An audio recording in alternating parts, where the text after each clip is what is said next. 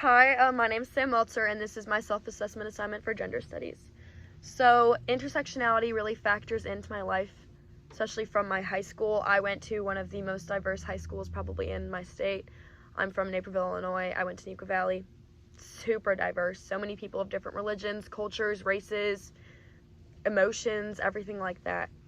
So, something my school did was sometimes during the week, students would give speeches, or we'd have assemblies and teachers would decide, oh, let's go listen to this person talk, whatever.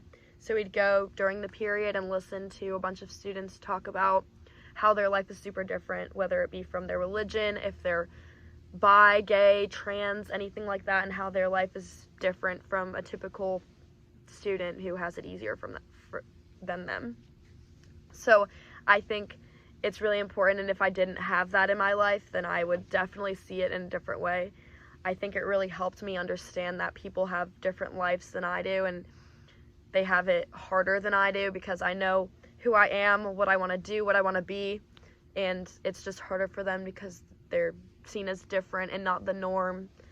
And I just think that really shaped my life now because I got to learn about that in my high school and listen to how all these people have different lives and have different views than I do.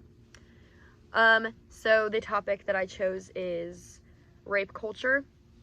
It really connects to my life because I have gone through it a few times. I've been sexually assaulted 2 times, and I was terrified to come forward, terrified to tell anyone. The police got involved, but not from my own will. I was so scared that I would be looked down upon, I would be embarrassed or ashamed of what happened to me because it was my fault, even though it wasn't, but I didn't know it at the time.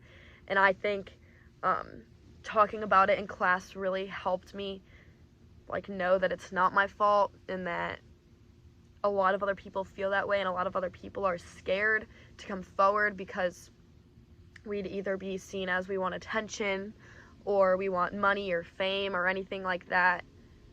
So many people are just terrified to come forward and terrified to speak the truth because they don't want to be looked down upon. So the article that I chose is from February of 2020. It talks about how people are scared of coming forward, how rape victims, sexual assault victims, anything of the sort are terrified to come forward. And one of the major topics in the article that I thought was very interesting is shame. So something that the article says, this sense of shame often causes victims to blame themselves for the sexual misconduct of their perpetrator.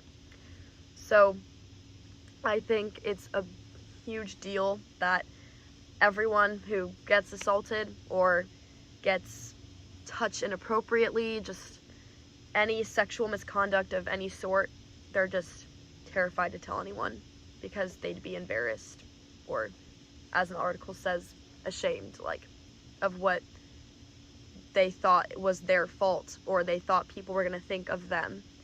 And I think that's a huge deal, and I think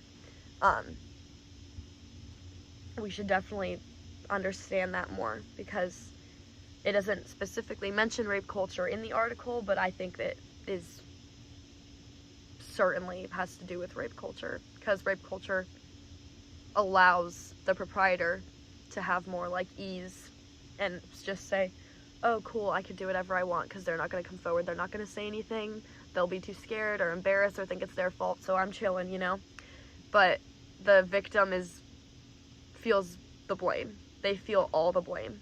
And I just think we really need to take that and change that because society makes that happen.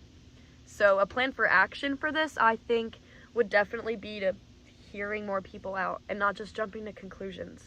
Because a major aspect of why victims are so scared of coming forward is because everyone just jumps to conclusions and they're like, oh, they're just doing it for attention. They just want the person's money.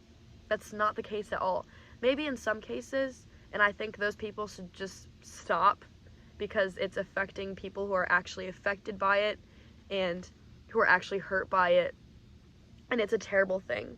And I think that more people should start coming forward just so that other people are like, oh, this person's coming forward and that must have been so awful, so I can do the same thing. I just think as a society we just need to become stronger and make it so people have the ability to know that they'll be safe no matter what, and they won't be looked down upon or judged.